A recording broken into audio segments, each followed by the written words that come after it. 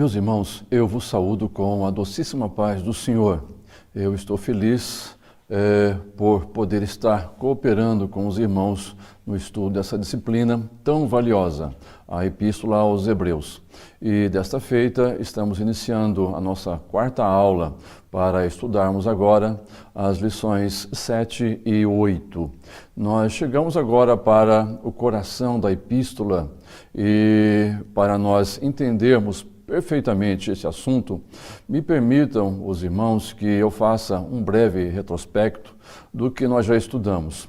Na primeira aula, estudando as lições 1 e 2, exploramos o contexto histórico da epístola, abrangendo destinatários, autor, data e propósito da epístola, bem como o contexto histórico do livro de Levítico, que é a base desta epístola, incluindo os sacrifícios levíticos e o Dia Nacional da Expiação, o qual nós retomaremos nesta aula.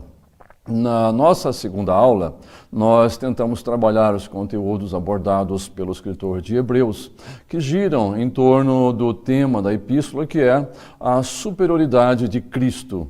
E naquela aula nós buscamos sondar o raciocínio do autor de Hebreus nos capítulos subsequentes da carta, quando ele analisa a superioridade de Cristo sobre os anjos, sobre Arão, sobre o concerto do Sinai, mas logo em seguida o autor de Hebreus discorreu sobre a condição humana que Jesus assumiu para ser o nosso sumo sacerdote. Na nossa terceira aula, depois de verificarmos a superioridade de Jesus sobre Moisés, nós tentamos avaliar as sérias advertências que esse escritor fez frente a todas essas realidades em Cristo, como, por exemplo, o descanso que Deus prometeu a Israel no deserto, contrastando com o descanso que Deus propõe aos salvos, a sua igreja, para, na sequência, ele revelar, no capítulo 7, algo absolutamente novo para os judeus que compunham a igreja primitiva, que é o sacerdócio de Cristo, em função de sua superioridade, como substituto ao sacerdócio levítico, tomando como base o sacerdócio de Melquisedeque. E desse ponto, esse escritor parece pisar o último degrau desta ascensão teológica antes de chegar ao patamar desejado dos capítulos 8, 9 e 10. Agora, na quarta divisão dessa disciplina que estamos iniciando, os capítulos 8, 9 e 10, nós vamos tentar compreender o ponto que o autor desejava atingir. E nesse sentido, o nosso manual de estudo qualifica essa sessão como a mais difícil. Entretanto, eu diria, é a principal, ou seja, chegamos ao coração da epístola. Aliás, toda ela tem a mesma importância, mas eu enxergo os capítulos preliminares como as veias desse corpo. O capítulo 7 como a veia aorta. E esses três capítulos, o 8, o 9 e o 10, como o coração da epístola. Portanto, meus amados, quando os nossos olhos se voltam para as entrelinhas destes 7 primeiros capítulos, podemos entender que, desde o início, esse escritor ele vem pavimentando o terreno, pouco a pouco, para atingir o objetivo central do seu ensino, o auge dessa sua carta. Eu não vou dizer que é a parte mais importante da carta, pois a carta toda é importantíssima e não há nela nenhuma parte mais importante do que outra. Porém, esses 3 capítulos que passaremos a estudar nesta aula são o ponto central ao qual o autor queria chegar. É a parte culminante da mensagem deste autor e a esses crentes judeus. E embora esse estudo já tenha envolvido diversos temas que pertençam a várias disciplinas teológicas, como por exemplo parte do Pentateuco, cristologia, a pessoa e obra de Jesus, soteriologia, as doutrinas de salvação e a teontologia, a doutrina de Deus, eu considero estes 3 capítulos como uma parte da espinha dorsal da teologia cristã. Tendo tudo isso em vista, eu vou me esforçar por ser o mais claro possível e por me fazer entender da maneira mais simples possível para que essas lições sejam compreendidas da melhor maneira possível, visto que trataremos aqui de temas que dizem respeito a toda a consumação dos propósitos estabelecidos por Deus na mais longínqua eternidade e cumpridos em Cristo, não só na esfera terrena, mas principalmente na esfera celestial.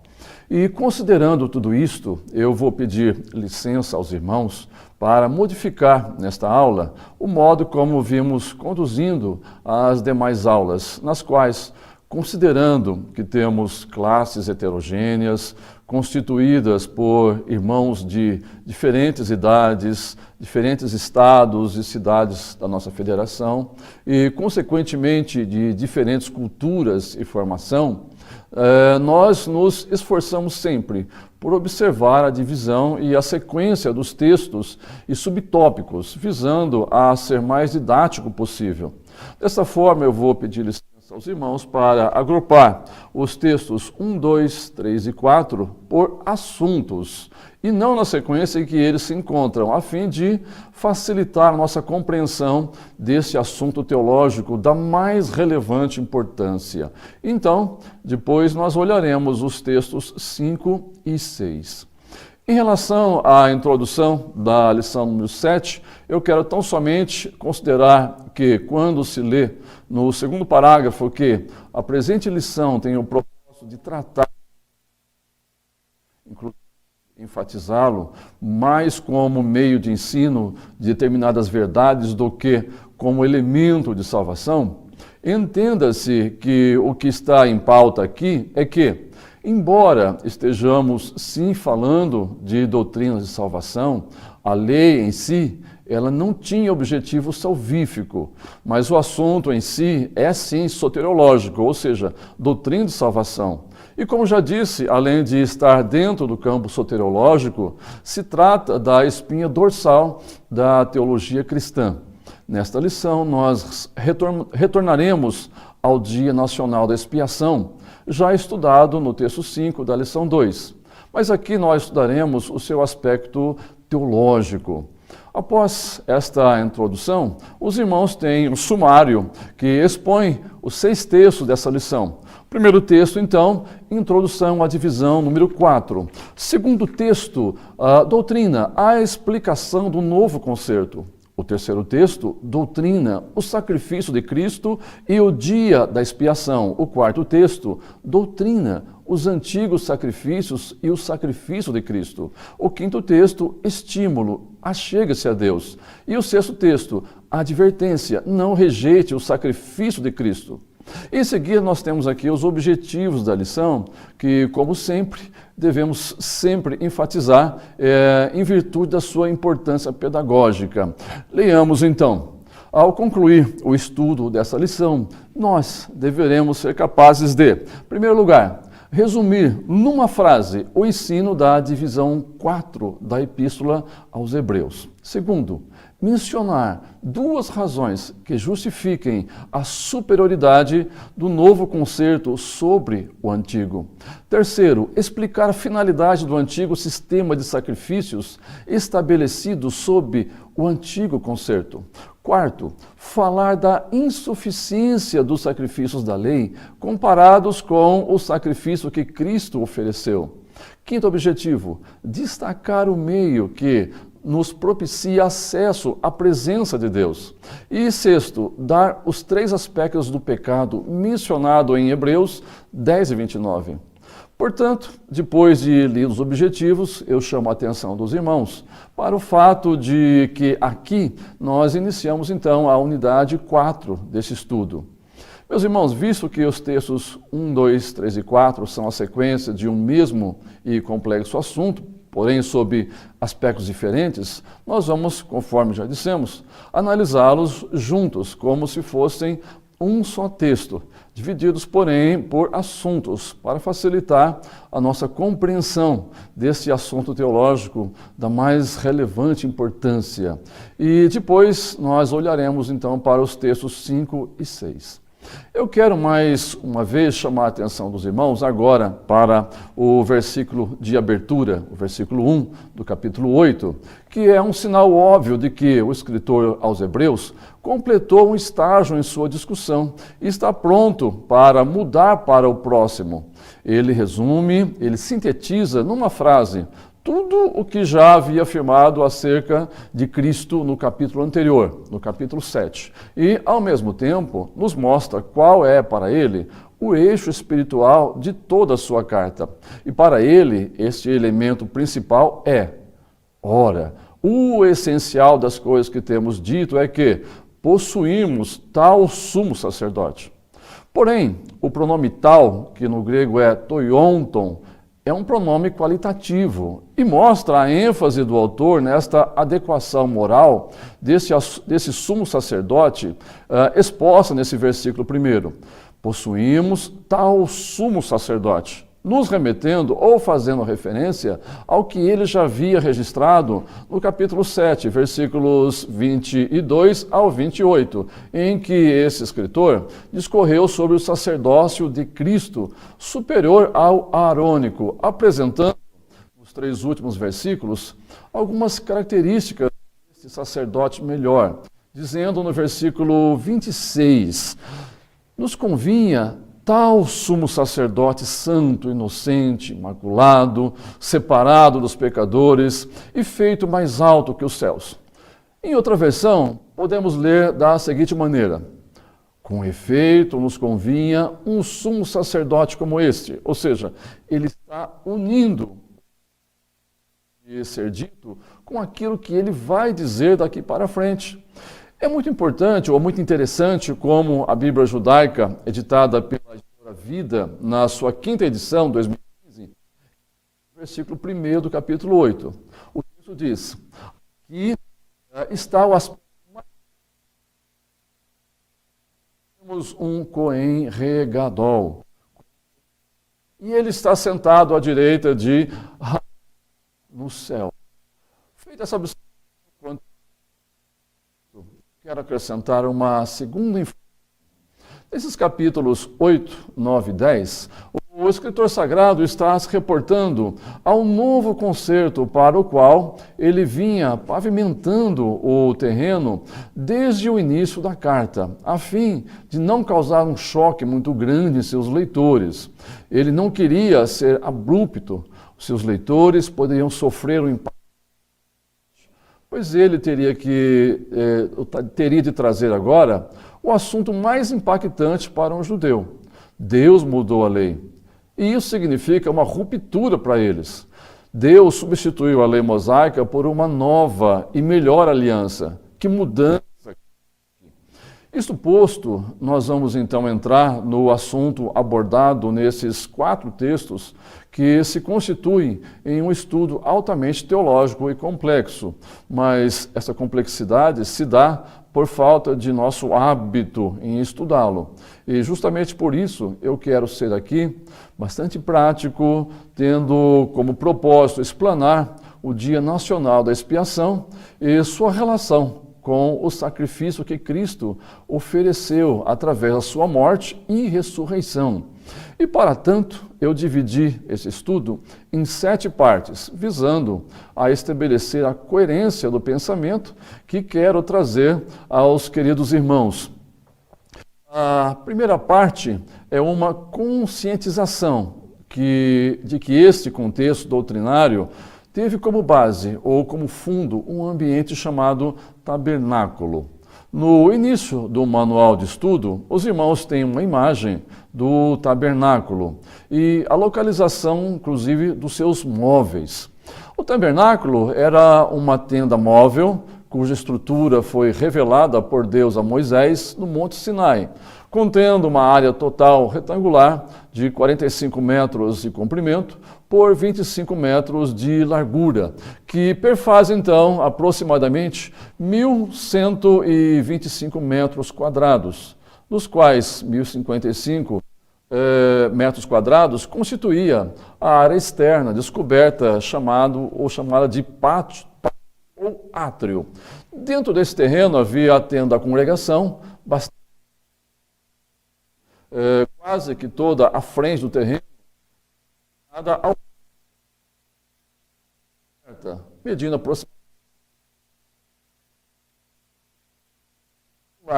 aproximadamente 14 metros de comprimento por 5 metros de largura. Esta tenda era dividida em duas partes. A primeira era chamada de lugar santo e o segundo de lugar santíssimo ou santo dos santos, divididas por um espesso véu. Visto de frente, o átrio possuía 2 móveis.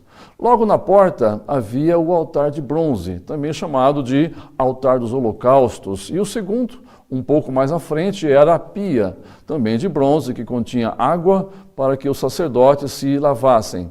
O altar dos holocaustos tinha uma característica peculiar. Nele, o fogo era mantido aceso diuturnamente 24 horas por dia, 7 dias na semana, 30 dias no mês, enfim. O fogo desse altar não se apagava nunca, como tipo do sacrifício de Cristo, que tem um poder perpétuo. Notem, os irmãos, que este é o altar do qual lemos no versículo 13 do capítulo 6 do livro de Levítico.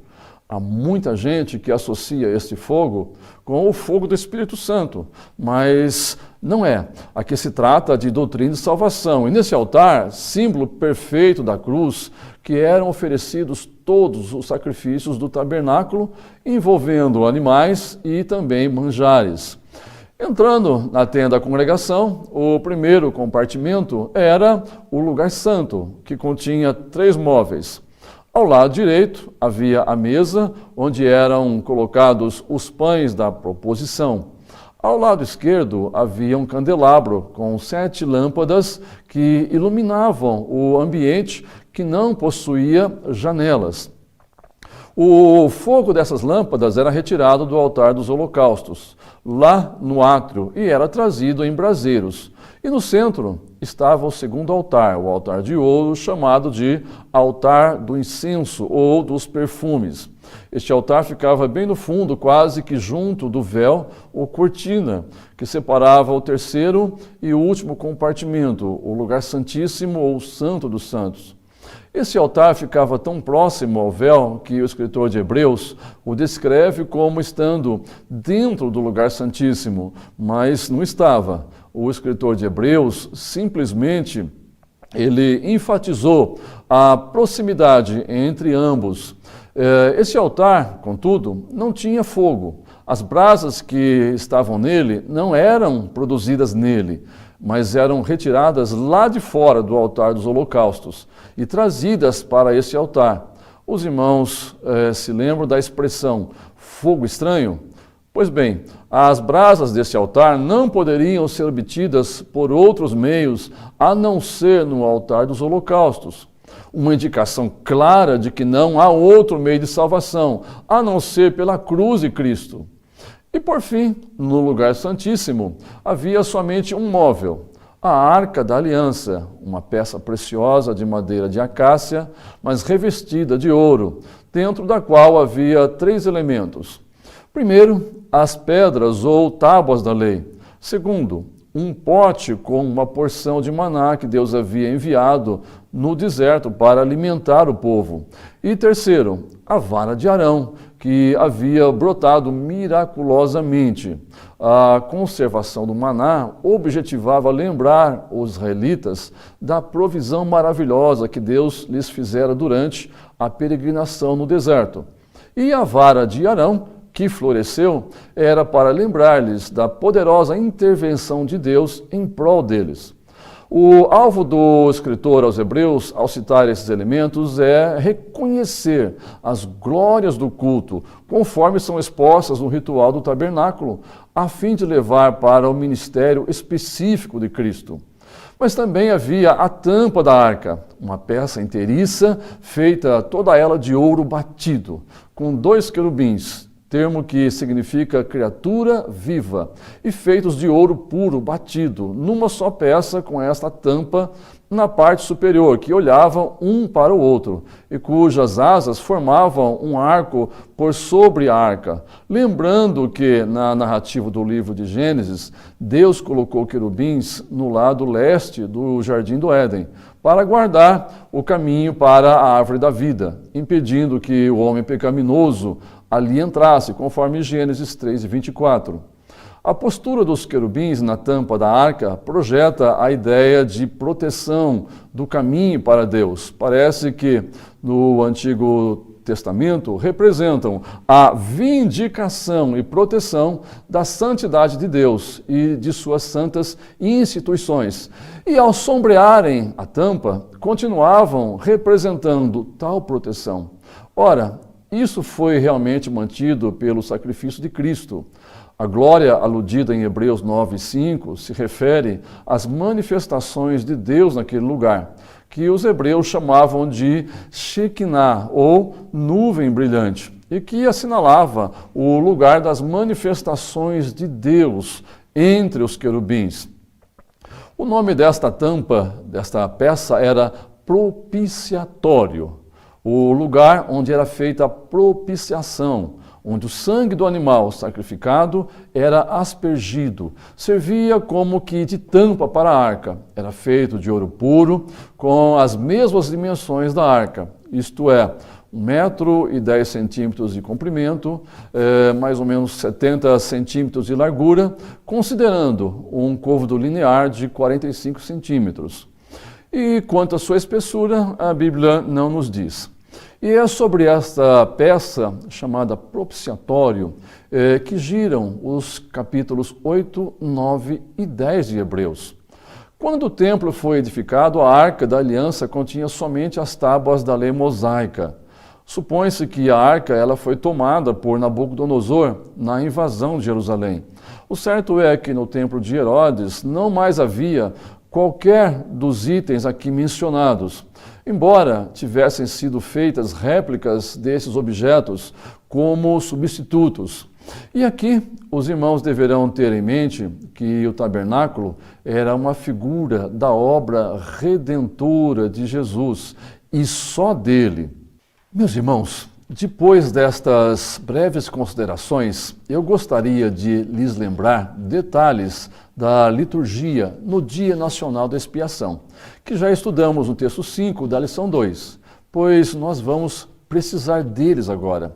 Como já vimos, o Dia Nacional da Expiação era o único dia do ano em que somente o sumo sacerdote poderia entrar no lugar mais interno do tabernáculo, chamado de lugar santíssimo, ou Santo dos Santos, para oferecer sacrifício anual pelo pecado da nação, mas não sem antes ter oferecido sacrifício pelo seu próprio pecado, a fim de preparar-se para representar a nação diante de Deus.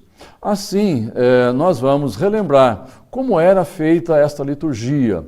Este era o dia mais significativo para o sumo sacerdote judeu, porque era o dia em que ele, e somente ele, tinha licença de entrar no Santo dos Santos. Era-lhe necessário levar lá para dentro o sangue sacrificial como expiação a ser aspergido 7 vezes sobre o propiciatório. À medida em que cada evento anual se aproximava, com certeza a solenidade da ocasião pesaria sobre a mente do sumo sacerdote, especialmente enquanto se preparava primeiramente a oferecer sangue por si, antes de providenciá-lo para o seu povo. Meus irmãos, eu quero crer que este homem, o sumo sacerdote, ao levantar-se da cama na manhã daquele dia, já se levantava tenso. Este era o dia em que ele se apresentaria diante do Deus vivo. Realmente deveria ser muito difícil para ele. Os versículos 1 a 3 do capítulo 16 de Levítico nos informam como era esse dia do sumo sacerdote, conforme já vimos, mas vamos somente relembrar a lição 2. A primeira atividade do sumo sacerdote era se banhar. Em seguida, vestia as vestimentas cerimoniais, constituídas pela túnica santa de linho, pelo cinto de linho e uma mitra de linho. Ele se trajava com realeza. Em seguida, o sumo sacerdote oferecia 2 dos 5 sacrifícios já estudados lá no altar dos holocaustos, lá fora no átrio, para expiar seus próprios pecados e os de sua família.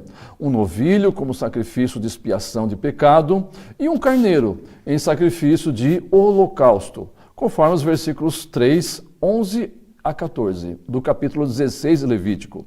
Em seguida, tomava uma porção de brasas em um incensário e enchia suas mãos com uma porção de incenso e entrava no lugar santo, colocava o incenso sobre o altar de ouro ou dos perfumes, que estava diante do véu, cuja emanação, cuja fumaça, cobria o propiciatório, embora houvesse um espesso véu entre eles. Depois disso, carregando uma bacia de sangue na sua mão, ele atravessava o véu de separação. Com certeza, ele estava temeroso, devia estar tremendo. E ele então tomava do sangue do novilho e com o dedo espargia o sangue do lado oriental do propiciatório e 7 vezes na frente do propiciatório, conforme o versículo 14. Em seguida, lemos nos versículos 15 e 16 que o sumo sacerdote saía do lugar santíssimo, voltava para o átrio, onde lançava a sorte sobre os 2 bodes vivos que eram trazidos pelo povo. Ele então mantinha um dos bodes vivo, chamado de bode emissário, porque no final da cerimônia, este bode seria conduzido para fora do acampamento, até ao deserto, simbolizando a remoção do pecado do povo. Porém, um deles era sacrificado como oferta pela expiação ou pelo pecado, ali no altar dos holocaustos, no átrio. Tomando o sangue daquele bode, ele entrava uma vez mais na tenda da congregação, com uma bacia de sangue deste animal em suas mãos.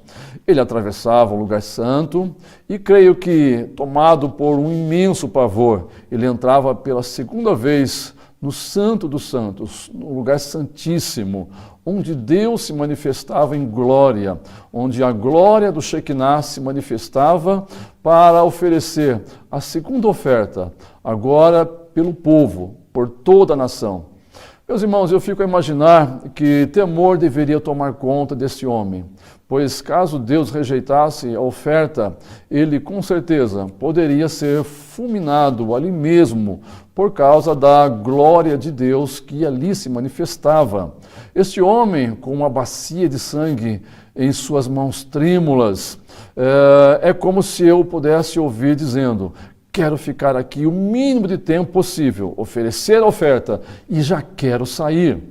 Neste momento, com certeza, todo o povo de Israel estaria do lado de fora, tenso. Será que o Senhor vai aceitar a nossa oferta? E eles ficavam ali, olhando para a cobertura daquela tenda, para ver se a glória do Shekinah se manifestaria ali como sinal de aceitação. Deveria ser, com certeza, o momento mais tenso do dia. Aquele sumo sacerdote, então, afastando o véu de separação, uma segunda vez ele entrava no lugar santíssimo e ali ele fazia com o sangue que trazia na bacia o mesmo que havia feito com o sangue do novilho, isto é, aspergia o sangue por sobre o propiciatório. Com certeza, a saída do sumo sacerdote do tabernáculo era um motivo de grande regozijo para Israel. E a semelhança do dia da inauguração do tabernáculo, a glória de Deus enchia aquele lugar também nesse dia. Aquele homem que entrou morrendo de medo, agora saía dali vitorioso para abençoar o povo. Saindo do lugar santíssimo, em quarto lugar, conforme os versículos 18 e 19, o sumo sacerdote tomava parte do sangue, tanto do novilho como do bode, e com eles purificava o altar dos holocaustos, que estava no átrio. Em quinto lugar, ele tomava o bode vivo, colocando sua mão sobre a cabeça do animal, confessava os pecados do povo e os seus próprios pecados. Em seguida, alguém levava este bode para o deserto na condição de bode emissário, conforme os versículos 20 a 22 do capítulo 16 de Levítico. O próximo ato de Arão, ou do sumo sacerdote, era despir aquelas vestes de sumo sacerdote, tomar um novo banho para vestir as suas vestes normais de sacerdote. Isto pode ser visto nos versículos 23 e 24. Como último ato daquela liturgia, o sumo sacerdote oferecia o carneiro em holocausto pelos pecados do povo e pelo seu próprio pecado no altar dos holocaustos. Os irmãos podem conferir isto nos versículos 24 e 25 do capítulo 16 de Levítico. O que você queria ser quando crescesse? Músico? Programador? Cozinheiro? Cientista? Um teólogo? Na verdade, você é teólogo e não sabe. Neste livro de autoria do pastor Gunnar Berg, você vai perder o medo da teologia, vai perder o medo de estudar a Bíblia sozinho e vai descobrir como é fácil conhecer verdadeiramente a Deus a partir de sua palavra. É hora de descobrir como se forma uma doutrina bíblica e aprender quais as necessidades devocionais de um teólogo. Afinal, você é teólogo, só não sabe ainda.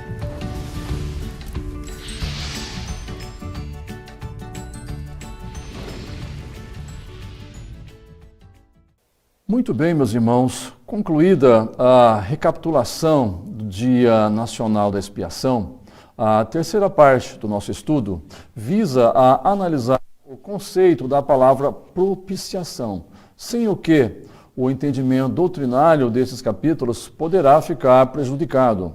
E por ser um conceito de difícil compreensão para as mentes ocidentais, nós vamos analisar a sua origem hebraica para uma melhor compreensão de alguns termos que originam esse conceito.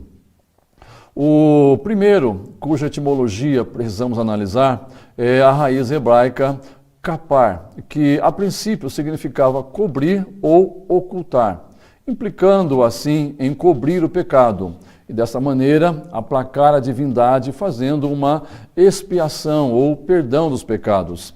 Mas notem que a antiga conotação grega desse termo era de aplacar uma divindade irada, removendo as barreiras entre os deuses e a humanidade. Entretanto, o dicionário Vine, ele afirma que não há nada no Antigo Testamento que apoie este entendimento. O segundo termo hebraico da mesma raiz é koper, que significa resgate, que qualquer israelita devia dar para o serviço do santuário como ciclo, como dinheiro de resgate, conforme Êxodo capítulo 30, versículo 12. Essa palavra resgate é paralela a remir, o mesmo que figura em Salmos 49, 7, que diz: nenhum deles, de modo algum, pode remir a seu irmão ou dar a Deus o resgate dele. A partir do sentido de koper como resgate, pode-se entender melhor o significado de kapar, que significa expiar mediante o oferecimento de um substituto.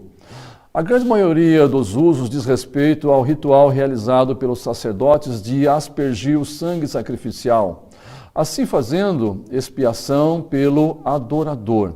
Somente no livro de Levítico há a menção do uso desse termo 49 vezes. E nesse livro não há confirmação do uso da palavra com qualquer outro sentido. O verbo é sempre empregado com relação à remoção do pecado ou contaminação.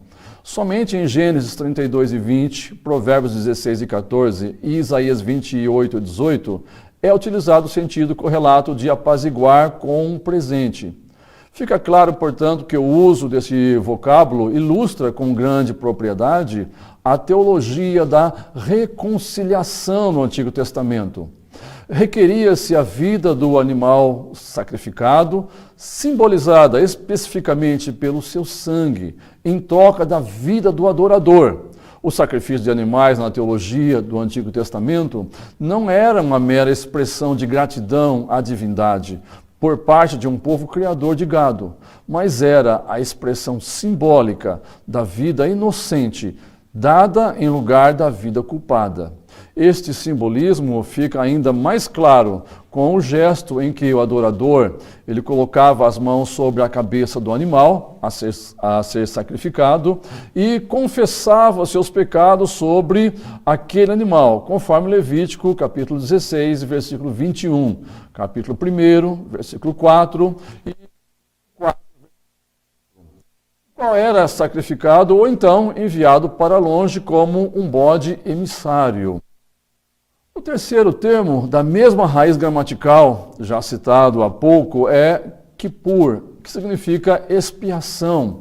Hoje ele é utilizado no nome do feriado judaico de Yom Kippur, dia da expiação. E no Antigo Testamento ele é usado somente no plural.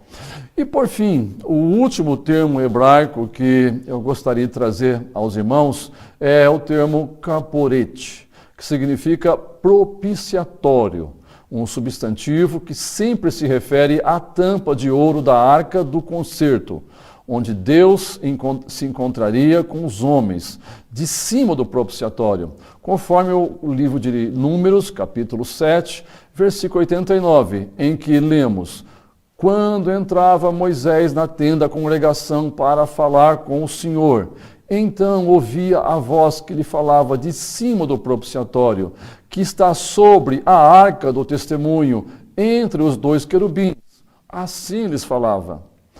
Era o local onde Deus se tornaria propício ou favorável aos homens. O vocábulo deriva da raiz expiar. A Septuaginta, a tradução do Antigo Testamento, do hebraico para o grego, feita em Alexandria, no Egito, geralmente utiliza o vocábulo grego ilasterion, que significa local ou objeto de propiciação.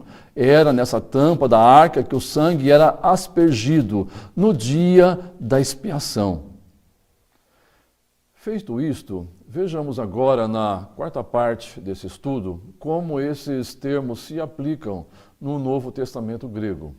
Meus irmãos, esta palavra hebraica, kaporet, também foi relacionada com a cobertura ou remoção do pecado, feita por meio de sacrifício expiatório, conforme constatamos no Salmo 32, versículo 1, em que lemos: bem-aventurado aquele cuja transgressão é perdoada e cujo pecado é coberto. Essa palavra, como já vimos, significa propiciatório, sendo que no Novo Testamento grego, a semelhança da Septuaginta, o termo grego utilizado é ilasterion. Porém, na Septuaginta foi acrescentada a esse termo uma outra palavra, epítema, que significa cobertura, e era simplesmente uma tradução de kaporet. Por conseguinte, o vocábulo ilasterion, por não acarretar este significado e estando relacionado essencialmente com a propiciação, passou a representar ambas, ou seja, ilasterion acabou assumindo o significado tanto do propiciatório, enquanto um móvel, quanto de propiciação, que é a ação feita no propiciatório. Mas notemos que o verbo elasteiomai, correspondente desse substantivo, era usado entre os gregos com o significado de tornar os deuses propícios, satisfazer, aplacar, propiciar, já que este povo acreditava que os deuses não lhe atenderiam naturalmente de boa vontade, mas a sua atenção teria que ser comprada, teria que ser adquirida, teria que ser algo a ser conquistado primeiramente. Em outras palavras, ofereciam algo aos deuses com o objetivo, primeiro, de aplacar a ira desses deuses e depois para obter os seus favores. Este era, então, o sentido comum, o sentido popular da palavra. Porém, o dicionário Vine nos informa que o uso da palavra é estranho à Bíblia grega com respeito a Deus. quer na Septuaginta ou no Novo Testamento, pois nunca é usado acerca de qualquer ato por meio do qual o homem traz Deus em atitude favorável ou disposição graciosa. Não há nada que compre o favor de Deus, nada poderá propiciar a Deus, visto que um de seus atributos é a sua santidade, e nada o fará abrir mão desse atributo. Deus é imutável, nada que o ser humano faça pode fazer Deus mudar de ideia quanto à sua sentença de condenação do pecador. E Donald Guthrie diz que isso também nunca está em vista no uso da palavra no Novo Testamento. Entretanto, isto não significa que haja um Deus do Antigo Testamento irado e um Jesus amável no Novo Testamento, pois foi o Pai quem enviou o Filho, conforme o Evangelho escrito por João, capítulo 3, versículo 16, tão conhecido de todos nós. O Filho representa e imita o Pai, mas isso significa sim que Jesus reúne em si a justiça e a misericórdia, e em função de sua graça e misericórdia, ele se deixa propiciar. Eu peço, portanto, que os irmãos tomem nota desses termos, pois nós vamos precisar deles. Meus irmãos, chegamos então para a quinta parte do nosso estudo, que é a aplicação teológica que o escritor aos Hebreus faz desses conceitos, nesses 3 capítulos que ele mesmo considera como o ponto principal de tudo o que estava buscando ensinar. Como eu disse no início desta lição, esses capítulos formam o coração da epístola. De que maneira o escritor de Hebreus entende tudo isso? Qual é a hermenêutica dele sobre esses fatos reais que tiveram lugar no Antigo Testamento? E a resposta é fácil. Ele entendeu esses fatos como tendo o seu cabal cumprimento em Cristo. O comentarista Russell Champlin entendeu muito bem essa teologia ou essa tipologia, e citando Cirilo, ele escreve, abre aspas, o autor sagrado se contenta em classificar a todas essas peças como sombras simbólicas, como imitações, encontrando em Cristo qualquer importância espiritual, verdadeira e permanente. Fecha aspas. Mas eu concordo plenamente com Champlin, que entende que o tabernáculo, como um todo, encontrava em Cristo o seu cumprimento. E Champlin então diz, abre aspas, embora Cristo seja apenas um, contudo ele pode ser entendido por nós debaixo de grande variedade de formas. Ele é o tabernáculo devido ao corpo humano no qual habitava. Ele é a mesa, por ser nosso pão da vida. Ele é a arca que encerra a lei de Deus, por ser a palavra do Pai. Ele é o candeeiro, por ser a nossa luz espiritual. Ele é o altar do incenso, porque é o suave perfume da nossa santificação. Ele é o altar das ofertas queimadas, por ser ele a vítima mediante a morte na cruz, oferecida pelos pecados do mundo inteiro. Fecha aspas. Nesses 3 capítulos, o escritor aos Hebreus desenvolve 2 conceitos teológicos que norteiam esses 3 capítulos e que precisam ser muito bem compreendidos nesta lição, uma vez que, repito, formam o coração da epístola. O primeiro conceito teológico é que Deus estava revogando o antigo concerto e estabelecendo o concerto superior em Cristo. O segundo conceito teológico é que a base legal desta mudança é a superioridade do sacerdócio e do sacrifício de Cristo que, como nosso sumo sacerdote eterno, concluiu a sua propiciação em um templo também eterno, onde ministra eternamente. Com relação ao primeiro conceito, o escritor sagrado abre o capítulo 8 afirmando a posição de Cristo como o grande sumo sacerdote, que, além de estar no céu, está entronizado. E seu trono é o trono da graça, conforme ele afirma no capítulo 4, versículo 16. A grandeza de Jesus tem mais um motivo. Ele está ministrando graça e misericórdia aos que buscam socorro.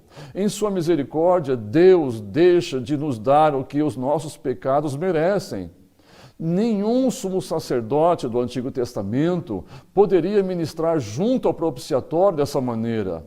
Quando um israelita era tentado, não tinha como correr para o sumo sacerdote a fim de lhe pedir ajuda. E, por certo, também não poderia entrar no Santo dos Santos para pedir ajuda de Deus. Mas, uma vez que cremos em Jesus Cristo, podemos correr para nosso sumo sacerdote a qualquer momento, em qualquer circunstância, e encontrar o socorro de que precisamos. Há um acesso à misericórdia que ultrapassa as ousadas exigências da lei. Cristo é o nosso propiciatório. Mas em vez de cobrir o pecado, seu sangue o remove. Os versículos 9 e 10 do capítulo 8 afirmam que o poder de alcance dos sacrifícios levíticos era exterior e não interior. Os sacrifícios oferecidos e o sangue aspergido sobre o propiciatório não tinham poder algum de mudar o coração e a consciência do adorador.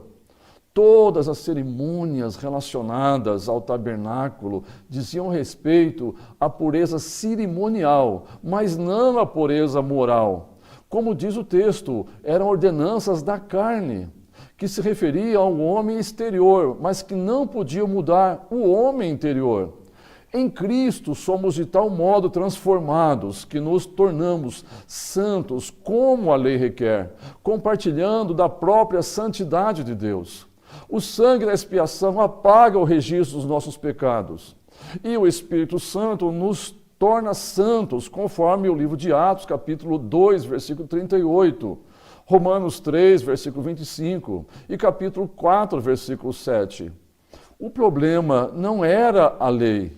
Embora o objetivo da lei não fosse salvar ninguém, o pivô do problema era a natureza humana caída, que não dava conta de atender os requisitos da lei. Esta declaração é o sinal para o escritor citar uma passagem extensiva do profeta Jeremias, capítulo 31, versículos 31 a 34, a fim de explicar sua abordagem à nova aliança. No versículo 7 desse capítulo, o escritor expõe que é o fracasso da primeira aliança que fornece a necessidade da segunda. Quando ele dá a entender que a primeira aliança estava sem efeito, não está sugerindo que a lei estava defeituosa, mas somente que a experiência do homem sob a lei era deficitária. Se na realidade a lei tivesse sido a resposta à necessidade do homem, não teria havido necessidade alguma de uma nova aliança. Nesse sentido, o apóstolo Paulo afirma, ao escrever aos Romanos, capítulo 8, versículo 3, dizendo: porquanto o que for impossível à lei, no que estava enferma pela carne, e isso fez Deus, enviando o seu próprio Filho, em semelhança de carne pecaminosa, e no tocante ao pecado, e com efeito, condenou Deus na carne o pecado. Roy Zuck foi muito feliz quando disse: ele cancela o primeiro para estabelecer o segundo, conforme tradução da Nova Versão Internacional, NVI. Conforme Eric Worth menciona, o capítulo 10, versículo 9 de Hebreus, usa uma palavra forte para descrever o fim da antiga ordem, que é cancela.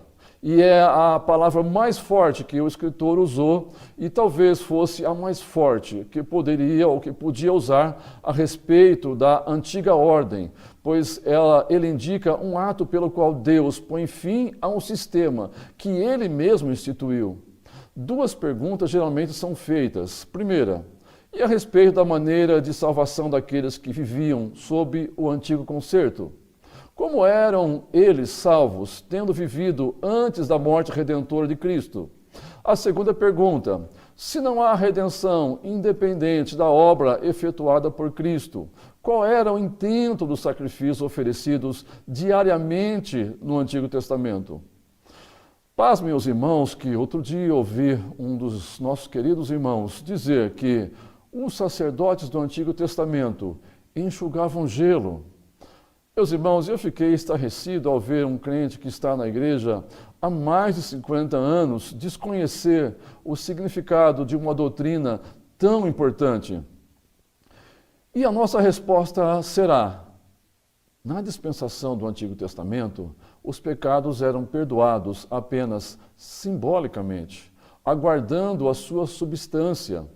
Este escritor entende que o sangue do sacrifício era posto sobre o propiciatório, cobrindo as tábuas da lei que ficavam dentro da arca, escondendo-a da vista de Deus.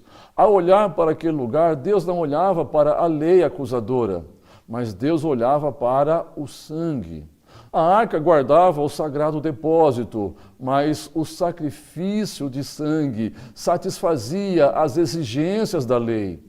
Assim, os homens eram simbolicamente perdoados, a despeito das severas exigências da lei. O autor sagrado mostra que não havia verdadeira remissão de pecados sob o antigo pacto, pois não havia sacrifício perfeito. No capítulo 10, versículo 4, ele escreve, abre aspas, e é impossível que o sangue de touros e bodes tirem os pecados, fecha aspas. Isso, sem dúvida, foi um conceito revolucionário para os leitores originais desse tratado. Os judeus jamais encararam seus sacrifícios como algo apenas simbólico, como algo sem mérito real em si mesmo. A expiação de Cristo, pois, se move para trás e para frente. Todo o perdão de pecados em qualquer época da história humana depende da expiação, de forma que a revelação oferecida aos homens do Antigo Testamento, embora parcial, lhes mostrava o caminho da fé em um Salvador que ainda estava para se manifestar. Meus irmãos, nós precisamos ter isto muito bem claro em nossa mente e em nosso coração. Ora, Deus, ele não estava brincando de se manifestar. Haja vista a revelação da lei não ter sido inferior em importância, mas inferior quanto ao seu propósito. Relembremos aqui as palavras do apóstolo Paulo, escrita aos Gálatas, capítulo 3, versículo 24. Ele diz, de maneira que a lei nos serviu de aio para nos conduzir a Cristo, para que pela fé fôssemos justificados.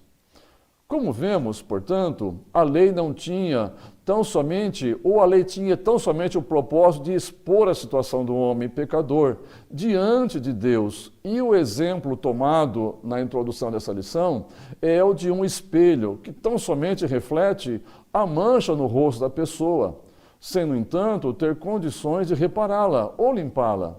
Realmente, mas eu costumo tomar como exemplo o termômetro. As mamães e papais sabem do que eu estou falando. Quando se percebe que a criança está com a temperatura alterada, a primeira coisa a se fazer é correr e pegar o termômetro para medir a temperatura do filho ou da filha. Mas eu pergunto, o termômetro tira a febre? Não, ele tão somente acusa a febre, mas não tem qualquer poder terapêutico. É como dissemos na aula anterior. Em sua segunda epístola aos Coríntios, capítulo 3, versículo 7, Paulo chama a lei de ministério de morte. E se não bastasse ser ministério de morte, ela também é transitória. Veja o que Paulo diz.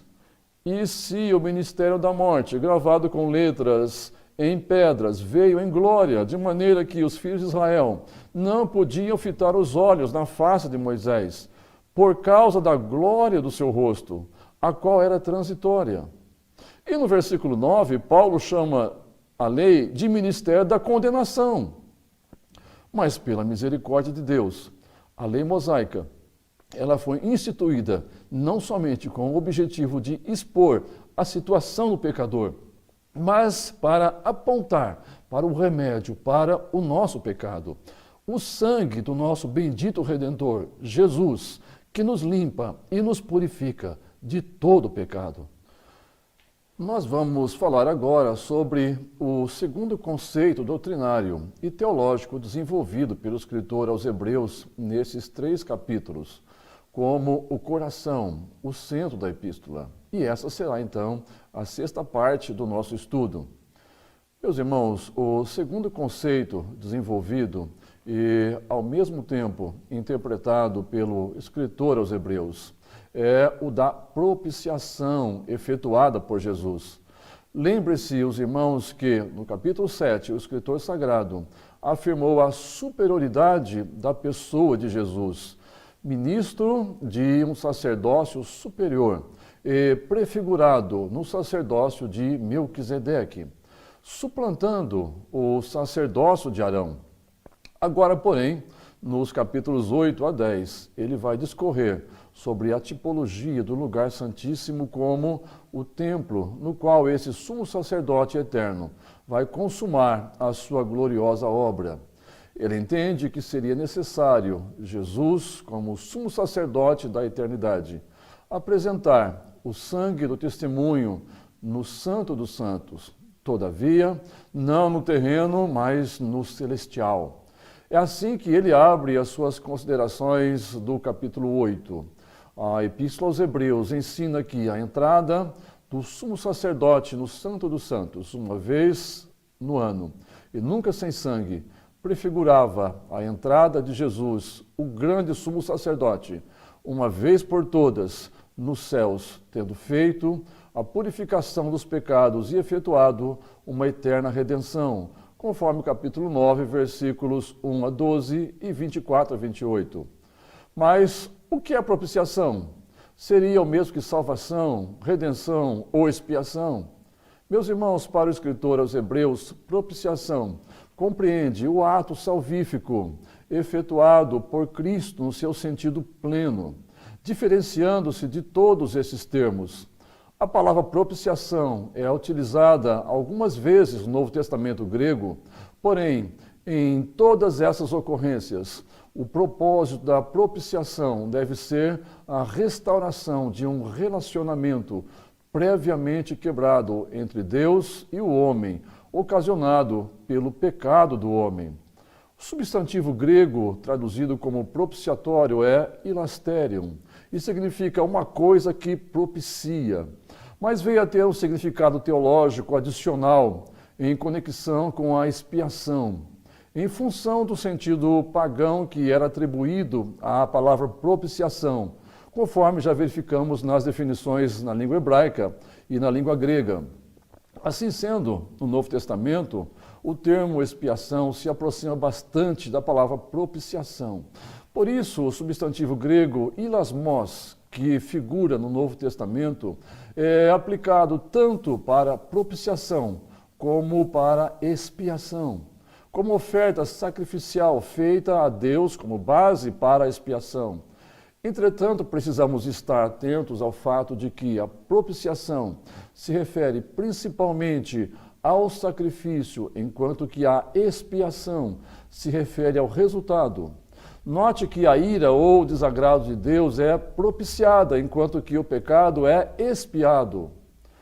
Assim, precisamos entender que as palavras fazer propiciação pelos pecados descrevem não tanto o efeito da obra do sumo sacerdote, mas a própria obra em si. Enquanto que a salvação, justificação, expiação, redenção, reconciliação, adoção, são todos aspectos do resultado da propiciação. Permita-me abrir um parêntese aqui para considerar dois desses efeitos da propiciação, a redenção e a remissão, em virtude da relação que o Novo Testamento constrói entre elas. A palavra redenção é a tradução do substantivo grego litron, cujo sentido é o resgate pago pela soltura de alguém, mas podendo ser também a tradução do verbo grego exagorazo, uma forma fortalecida do verbo agorazo, que significa comprar para fora, denotando resgatar, sobretudo comprar um escravo com vistas a libertá-lo, porém, mais no sentido de compra e venda no mercado. Já a palavra remissão pode ser a tradução do verbo grego aphesis, que significa demissão, soltura, liberação, libertação, usado acerca do perdão de pecados. usado por Jesus em Mateus capítulo 26, versículo 28, como também a tradução do verbo grego pareces, cujo significado é passagem por cima, perdão de dívida ou pecado, conforme Romanos capítulo 3, versículo 25, ou seja, remissão. Por essas duas definições, notamos que a remissão está relacionada mais com a pessoa que está sendo liberta, enquanto que a remissão se relaciona mais com a dívida da pessoa. No entanto, veja a relação que Paulo constrói entre esses dois termos. Em Romanos capítulo 3, versículo 24, Paulo escreve: sendo justificados gratuitamente por sua graça, mediante a redenção que há em Cristo Jesus. Já aos Efésios capítulo 1, versículo 7, Paulo escreve: em quem temos a redenção pelo seu sangue, a remissão das ofensas, segundo as riquezas da sua graça. E por último, Paulo escreve aos Colossenses, capítulo 1, versículo 14, em quem temos a redenção pelo seu sangue, a saber, a remissão dos pecados. Nos dois últimos textos, percebemos que Paulo se refere primeiro à redenção e depois à remissão.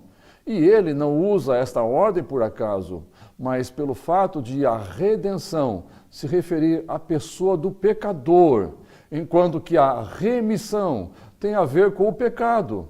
Então fica fácil constatarmos que Deus sempre prioriza a pessoa do pecador. Ele primeiramente se preocupa com o pecador e depois com o pecado. A prioridade de Deus sempre é a pessoa do pecador. Glória a Jesus! Encerrado esse parêntese, notamos que Kistemaker diz que, abre aspas, o termo expiação é um termo teológico com profundo significado. É frequentemente explicado por outros termos ainda mais difíceis como propiciação e expiação. No contexto de Hebreus, a palavra expiação significa que Jesus, como sumo sacerdote, trouxe a paz entre Deus e o homem. A ira de Deus estava direcionada ao homem por causa do seu pecado, e o homem, por causa do pecado, estava alienado de Deus. Jesus colocou o homem e Deus juntos numa harmonia inexprimível. Moody também afirmou que, abre aspas, Cristo inaugurou esse tempo de correção, entrando como sumo sacerdote no tabernáculo celestial, ou no maior e mais perfeito tabernáculo, apresentando o seu próprio sangue sobre o propiciatório celestial como expiação. Fecha aspas. Entretanto, meus irmãos, a Escritura faz distinção entre a expiação e a propiciação. Nota que o vocábulo expiação pode ser visto diariamente nos sacrifícios levíticos, sempre como resultado dos sacrifícios. Mas a propiciação, enquanto ato específico, era feita somente uma vez no ano e recebe o nome de propiciação por ser executada no propiciatório e dentro do Santo dos Santos. É nesse sentido que o escritor aos Hebreus entende que o sacrifício de Jesus, enquanto ato consumado, precisava ter a sua consumação no Santo dos Santos, não no terreno, mas no celestial. Com isso em vista, esse escritor enxerga a propiciação com um significado muito além de cobrir, isto é, para ele a propiciação pelo sangue de Cristo visa não somente a ira justa e o julgamento reto de Deus e Jesus na qualidade de sacrifício expiatório, tornar Deus favorável aos homens, de forma que é removido o obstáculo do pecado posto entre Deus e o homem. Mas ele vê um sacerdote que, além de tudo isso, de nos salvar, nos perdoar, nos justificar, também nos enche de bênçãos sem fim. As bênçãos celestiais fluem até nós através do seu ministério de intercessão, por meio do qual ele faz com que os remidos tenham acesso ao Deus Santo. Talvez fosse isso que Paulo tinha em mente quando escreveu aos Efésios, capítulo 1, versículo 6, dizendo: para louvor e glória da sua graça, pela qual nos faz agradáveis a si no amado. No propiciatório era aspergido o sangue, através do que o perdão, a misericórdia e o acesso de Deus eram obtidos, segundo se lê em Levítico 16 e 14. O sacrifício que mostra a simpatia divina. O sacrifício de Cristo foi o exemplo supremo e a demonstração do amor de Deus ao homem, de modo que é o próprio Deus quem se deixa propiciar, e até é ele quem preconiza a propiciação, conforme o apóstolo Paulo escreveu aos Romanos capítulo 3, versículo 24 a 26. Sendo justificados gratuitamente pela sua graça, pela redenção que há em Cristo Jesus, ao qual Deus propôs para propiciação pela fé no seu sangue, para demonstrar a sua justiça, pela remissão dos pecados dantes cometidos sob a paciência de Deus, para a demonstração da sua justiça nesse tempo presente, para que ele seja justo e justificador daquele que tem fé em Jesus. A palavra grega que Paulo utiliza aqui para expressar propiciação é o substantivo hilasterion, aplicando-a a Cristo tanto como o meio da propiciação, como também o lugar da propiciação, visto que o lugar da propiciação era a cruz e o meio era o sangue de Cristo. Os dois significados da palavra convergem nele. João, o apóstolo, também entendeu essa doutrina escrevendo em sua primeira epístola, capítulo 2, versículo 2, dizendo: "E ele é a propiciação pelos nossos pecados, e não somente pelos nossos próprios, mas ainda pelos do mundo inteiro." E no capítulo 4, versículo 10, ele escreve: "Nisso consiste o amor, não em que nós tenhamos amado a Deus, mas em que ele nos amou e enviou seu Filho como propiciação pelos nossos pecados." João enxerga Jesus como propiciação pelos nossos pecados. Mas eu quero lembrar os amados irmãos do texto de Lucas 18, em que Jesus narrou a parábola de dois homens que oravam, um fariseu e um publicano. O primeiro fez uma oração teatral, afirmando jejuar acima da exigência da lei, 2 vezes na semana. Nem quis se comparar ao publicano, julgando o pecador. O publicano, entanto, estando em pé, longe, não ousava nem ainda levantar os olhos ao céu, mas batia no peito, dizendo: "Ó Deus, se propício a mim, pecador." O verbo grego propício, utilizado por esse publicano, é hilasterion, do termo auristo, ou do tempo auristo imperativo, na voz passiva, derivado do substantivo hilasterion. Certamente os irmãos conseguem deduzir o que esse homem está dizendo. Ele está se colocando em uma condição indigna, mas confiando na misericórdia do propiciatório divino. Fica claro, portanto, que Deus é propiciado pela vindicação do seu caráter santo e justo, por meio do qual, mediante a provisão que ele fez no sacrifício vicário e expiatório de Cristo, por causa do seu profundo amor para com a humanidade, conforme a Epístola aos Romanos, capítulo 5, versículo 8. Ele assim tratou do pecado, a fim de que ele mostrasse misericórdia ao pecador, que crê na remoção da culpa e na remissão dos pecados. No Evangelho, escrito por João, capítulo 1, versículo 17, nós lemos: "Porque a lei foi dada por Moisés, a graça e a verdade vieram por Jesus Cristo." Nesse texto, João não disse a verdade e a graça, mas ele disse a graça e a verdade. Bendito seja Deus, que sempre coloca a sua graça sempre em primeiro lugar. Mas o mesmo João escreveu em sua primeira epístola, capítulo 4, versículo 8, dizendo: "Aquele que não ama não conhece a Deus, porque Deus é amor." Mais uma vez constatamos a misericórdia divina, pois João não disse Deus é justiça, mas ele disse Deus é amor. Esse é um aspecto que precisa ser perfeitamente visto no propiciatório, sob o qual estavam as tábuas da lei, que condenavam o homem em função da justiça divina. Mas, quando Deus olhava para o propiciatório, Deus não via a condenação, mas ele via o sangue que estava por sobre o propiciatório. E esse sangue, como símbolo do precioso sangue de Cristo, era suficiente para que Deus perdoasse o pecador que a ele se achegava, não porque aquele sangue tinha poder salvífico, mas porque o pecador o apresentava pela fé na vinda de um substituto futuro. Meus amados, eu espero que isso fique bem claro na mente de todos os nossos alunos, que o propiciatório era o mais límpido símbolo da graça de Deus, frente ao nosso mais profundo imerecimento. Macintosh nos lembra que, abre aspas, Moisés acabou a obra, então a nuvem cobriu a tenda da congregação, e a glória do Senhor encheu o tabernáculo. Porquanto a nuvem do Senhor estava de dia sobre o tabernáculo, e o fogo estava de noite sobre ele, perante os olhos de toda a casa de Israel, em todas as suas jornadas, conforme Êxodo, capítulo 40, versículos 33 a 38. Mas ele acrescenta, ora, o tabernáculo era o lugar onde Deus habitava em graça. Podia estabelecer ali a sua habitação, porque estava rodeado por todos os lados, por aquilo que representava brilhantemente o fundamento de suas relações com o povo.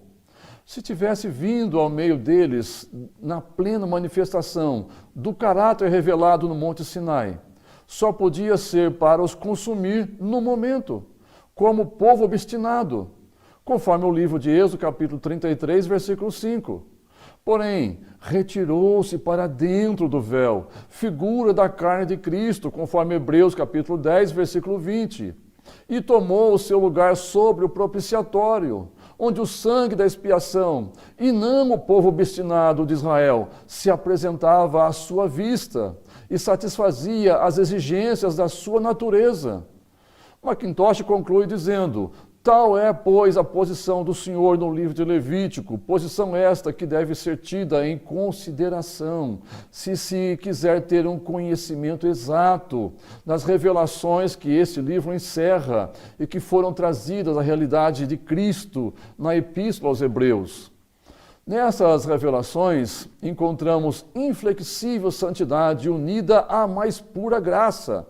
Deus é santo, seja qual for o lugar de onde fala. É santo no Monte Sinai e é santo no propiciatório. Porém, no Monte Sinai, a sua santidade estava ligada a um fogo consumidor, enquanto que no propiciatório estava ligada com paciente graça. Ora, a união da perfeita santidade com a graça perfeita é o que caracteriza a redenção que há em Cristo Jesus. Redenção que é de diversas maneiras tipificada no livro de Levítico. Mas seria impossível concluir esse estudo sem antes pensarmos em um texto que utilizamos constantemente em nossos púlpitos, que é o véu que foi rasgado de alto a baixo. No Evangelho escrito por Mateus, capítulo 27, versículos 50 e 51, nós lemos que e Jesus, clamando outra vez com grande voz, rendeu o Espírito. E eis que o véu do templo se rasgou em dois, de alto a baixo, e tremeu a terra, e fenderam-se as pedras. Mas o escritor de Hebreus registra uma expressão de difícil interpretação no capítulo 10, versículo 20, dizendo: pelo novo e vivo caminho que ele nos consagrou pelo véu, isto é, pela sua carne. Mas será que registro de Mateus, ou esse registro de Mateus foi literal ou simbólico? Como interpretar esta expressão de Hebreus? Nós sabemos que há várias interpretações para esses textos.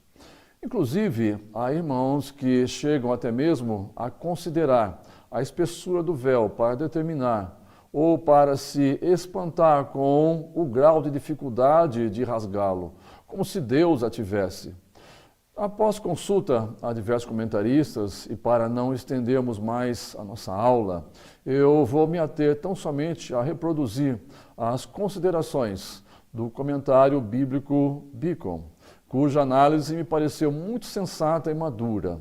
Beacon vai nos dizer que, abre aspas, é bom lembrar que o autor colocou o seu olhar no caminho para dentro do Santo dos Santos, em capítulo 9, versículo 8, onde declara que ainda o caminho do santuário não estava descoberto, mas agora o caminho está aberto e revelado, Este caminho é novo no sentido de que foi feito novo recentemente.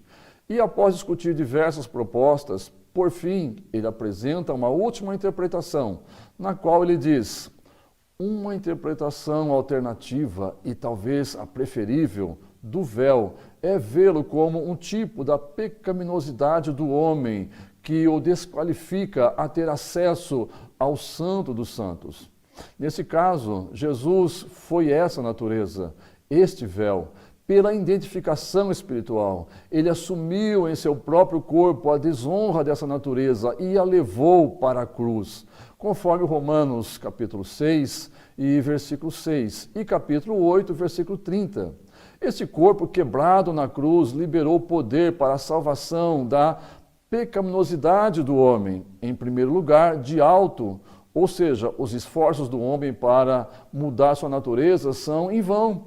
E, em segundo lugar, abaixo, uma expressão entendida como uma destruição completa da natureza pecaminosa. É a provisão. O véu não foi rasgado pela metade, conforme Romanos capítulo 8, versículo 4. Bico encerra dizendo: independentemente da interpretação, o obstáculo é removido e temos completo acesso ao Santo dos Santos. Encerrando, me permitam citar o comentário de Donald Guthrie, que se harmoniza com essa interpretação. Ele afirma que, abre aspas, a construção é difícil no grego, mas parece claro que as palavras não identificam Jesus com o caminho. O caminho de acesso é, na realidade, o resultado da sua obra expiadora. Fecha aspas. As palavras seguintes, pelo véu, isto é, pela sua carne, têm dado ocasião a muitos debates. O primeiro problema diz respeito ao véu. Posto ser esta uma alusão ao véu que separava o Santo dos Santos, parece mais natural considerar o véu como um obstáculo e a ser vencido antes de se obter acesso. Essas dificuldades desapareceriam se as palavras pela ou através de sua carne forem entendidas como uma explicação do caminho. E nesse caso o significado seria pelo novo e vivo caminho, isto é, pela sua carne. Esse seria o equivalente de dizer que o novo caminho para Deus fora aberto por Jesus como ser humano, o que concordaria com a necessidade da encarnação.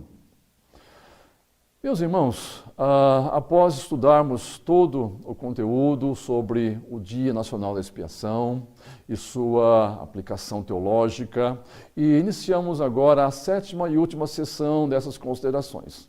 Eu fiz questão de concluir com uma parte muito prática, e aqui eu devo adotar uma linguagem também muito mais prática, a fim de expor o assunto da forma mais clara possível. Trata-se da afirmativa deste autor sagrado de que Jesus não entrou no Santo dos Santos terreno, mas no celestial. E precisamos entender isso na prática. Quero esclarecer aos irmãos que as considerações que vamos fazer aqui, ou este último aspecto que eu desejo expor nesta aula, é um parecer teológico mais pessoal. As várias afirmações desse escritor sagrado de que Jesus penetrou nos céus, de que Jesus se apresentou no santuário, não feito por mãos, mas eterno no céu, sempre me deixaram com uma indagação. Quando foi que Jesus entrou no Santo dos Santos da eternidade como sumo sacerdote dos bens futuros? Em que dia e em que momento? Teria sido no dia em que ele foi elevado aos céus a partir do Monte das Oliveiras? Esta sempre foi uma indagação que eu me fiz a mim mesmo. A Escritura se cala a esse respeito. Porém, observando a insistência do escritor aos Hebreus em dizer que Jesus entrou nos céus para lá realizar a propiciação no seu sangue, nos desperta a curiosidade de como isso teria acontecido. Esta seria somente uma força de expressão desse autor para reafirmar o poder da obra salvífica?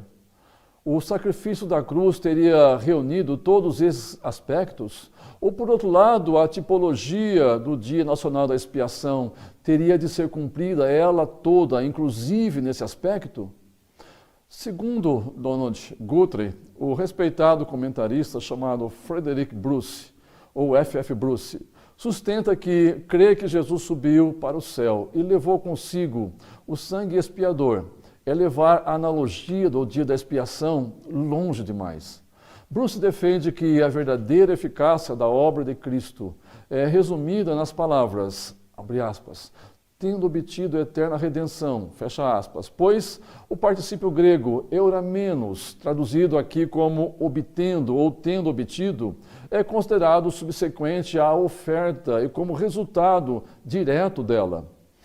Mas, amados, embora respeite a posição de Bruce, tão respeitado, há também elementos textuais que precisam ser considerados como um cumprimento cabal do Dia Nacional da Expiação, incluindo o ato da propiciação nos céus, conforme várias vezes nos é repetido pelo escritor sagrado. Assim sendo, gostaria de trazer um raciocínio que julgo não ir longe demais nessa analogia. Notem os irmãos que no domingo da manhã da sua ressurreição, após oferecer o seu sacrifício maior lá na cruz, ele ressurge e logo pela manhã chegam as mulheres. Quando Maria Madalena faz menção de tocá-lo, ele não a permite, dizendo, disse-lhe Jesus, não me detenhas, porque ainda não subi para meu Pai, mas vai para meus irmãos e dize-lhes que eu subo para meu Pai e vosso Pai, meu Deus e vosso Deus. Ele havia efetuado o seu sacrifício no altar dos holocaustos, a cruz, mas ainda lhe faltava oferecer não o sangue de um animal, mas o seu próprio sangue no lugar santíssimo, como o sumo sacerdote da aliança ou da antiga aliança, ninguém podia tocar em Jesus até que sua obra estivesse completa. Vemos, porém, que mais tarde, naquela mesma noite, Jesus se apresenta aos seus discípulos após a sua ressurreição, dizendo-lhes, vede as minhas mãos e os meus pés, que sou eu mesmo. Tocai-me e vede, pois um espírito não tem carne nem ossos, como vedes que eu tenho. E dizendo isso, mostrou-lhes as mãos e os pés. Jesus disse carne e ossos, e não disse carne e sangue, pois todo o seu sangue havia sido derramado aos pés da cruz. Mas agora que a sua obra estava consumada, eles poderiam tocá-lo.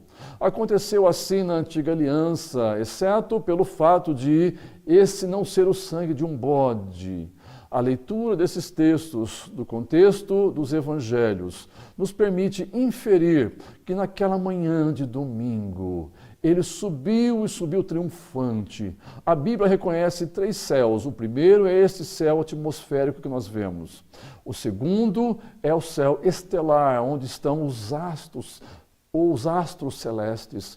E o terceiro céu, que Salomão chamou de o céu dos céus. E é onde está o trono de Deus.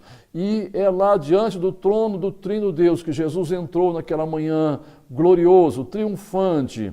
Ele entrou no tabernáculo mais que perfeito, no céu, o santo do santo celestial. Era o sumo sacerdote real, entrando na real sala do trono de Deus, com o sacrifício real. O sacrifício real era o seu próprio sangue, que ele aspergiu sobre o propiciatório. Com o seu sangue, ele comprou a salvação eterna. Isto é parte do testamento que ele nos deixou na nova aliança no seu sangue. Eu quero crer que foi a maior festa já vista em todo o universo.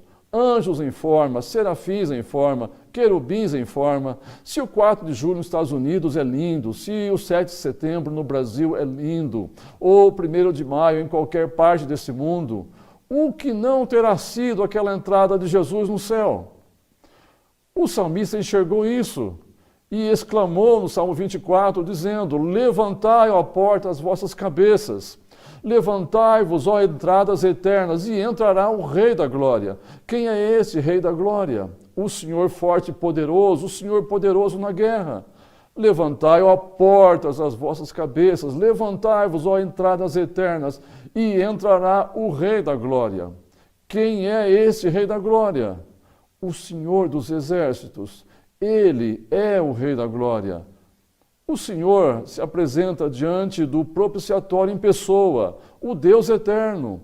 E ele tem as suas mãos manchadas de sangue, não sujas, mas manchadas com o seu próprio sangue, para fazer a nossa propiciação no santuário da eternidade. Alguém poderia perguntar, afinal, o que vem Jesus fazer no céu agora?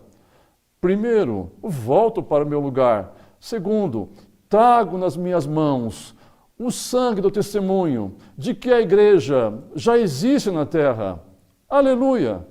Eu fico pensando, meus irmãos, não poderia ser outra coisa a qual o escritor de Hebreus se referiu quando afirmou nesses 2 capítulos que Jesus, o nosso sumo sacerdote da eternidade, penetrou nos céus. Mas o autor vai muito além.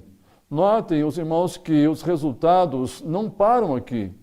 No capítulo 9, versículo 28, o escritor aos Hebreus relembra que essa ação tem um efeito futuro. Quando ele diz, assim também Cristo, tendo se oferecido uma vez para sempre, para tirar os pecados de muitos, aparecerá a segunda vez, sem pecado, aos que o aguardam para a salvação. Meus irmãos, eu creio que, com esse resumo, que obviamente não podemos alargar mais, posto que temos um horário para cumprir, julgo ter abordado os 4 textos desta lição. Esse resumo certamente ajudará os irmãos a caminhar pelo texto desses 3 capítulos dessa epístola e orando e cavando fundo nos detalhes de cada versículo e de cada expressão.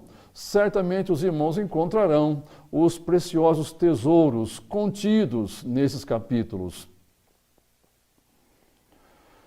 Meus amados, uma coisa precisa ficar muito clara. A igreja precisa entender o valor da doutrina da propiciação, que é a da maior importância na área da soteriologia, o estudo das doutrinas de salvação.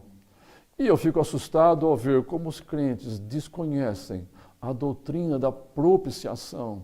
Ela é o pilar central da doutrina cristã.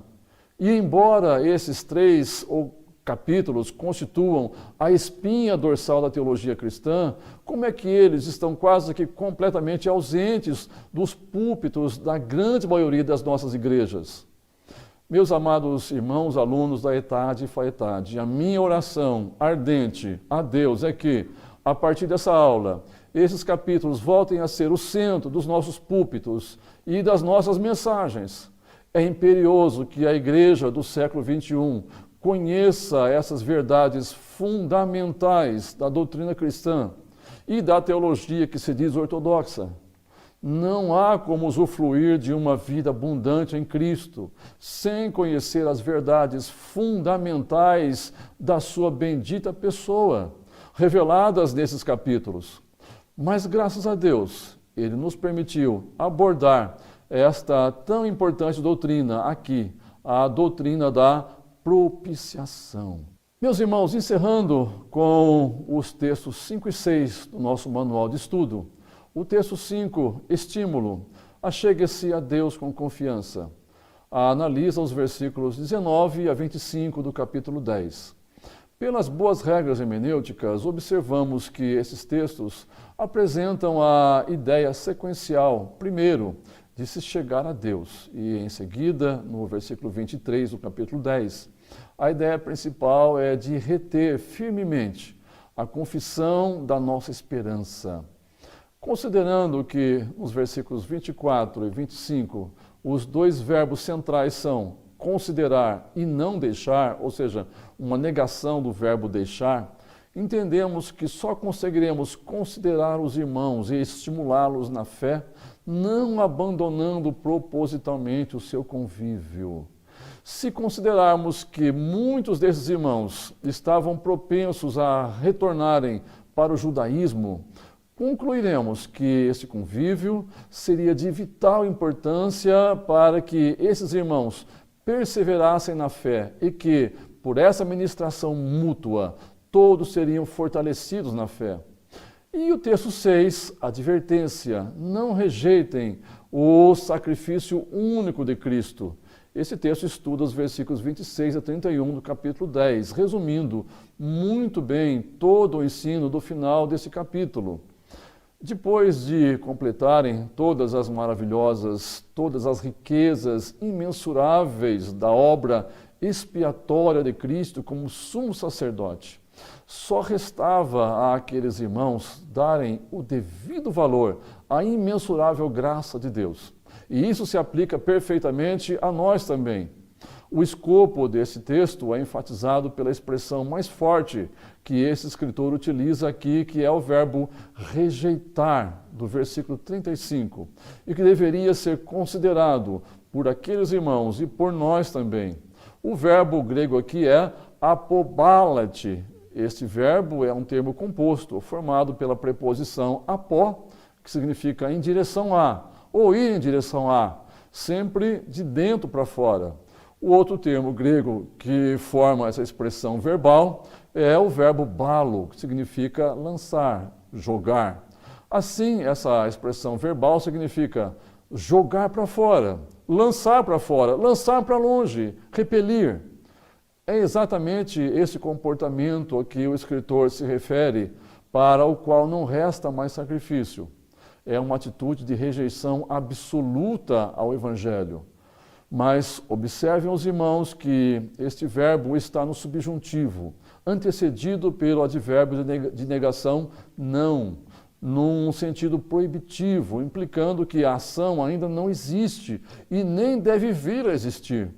Com base nesse entendimento, concluímos que este é o principal sintoma de uma rejeição, de um menosprezo voluntário e consciente à graça oferecida pela incomparável obra redentora de Jesus. No caso desses irmãos, o que estava em jogo, por diversos fatores, era a volta para as práticas da lei mosaica, como sinônimo de apostasia. Assim, embora haja aqui uma séria advertência àqueles que permanecerem em uma vida pecaminosa, aos quais não resta sacrifício para a expiação de pecado, devemos entender bem que o texto não fala tanto de um ato de pecado, mas de uma condição, um estado de pecado, pois a força da expressão verbal tem a ver com uma ação repetitiva. Se continuarmos pecando, se insistirmos em pecar, com plena consciência de que isso entristece o Espírito Santo. Observem que esse autor chama esse pecado de agravo ao Espírito da graça.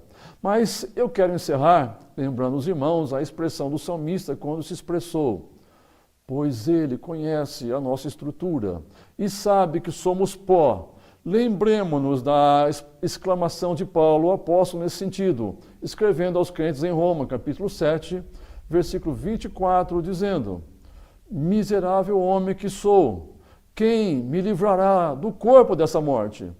Certamente Paulo se referia ao hábito romano de amarrar as costas de um prisioneiro vivo, um corpo de um outro preso morto, que ao decompor-se gerava feridas féticas no corpo do preso vivo.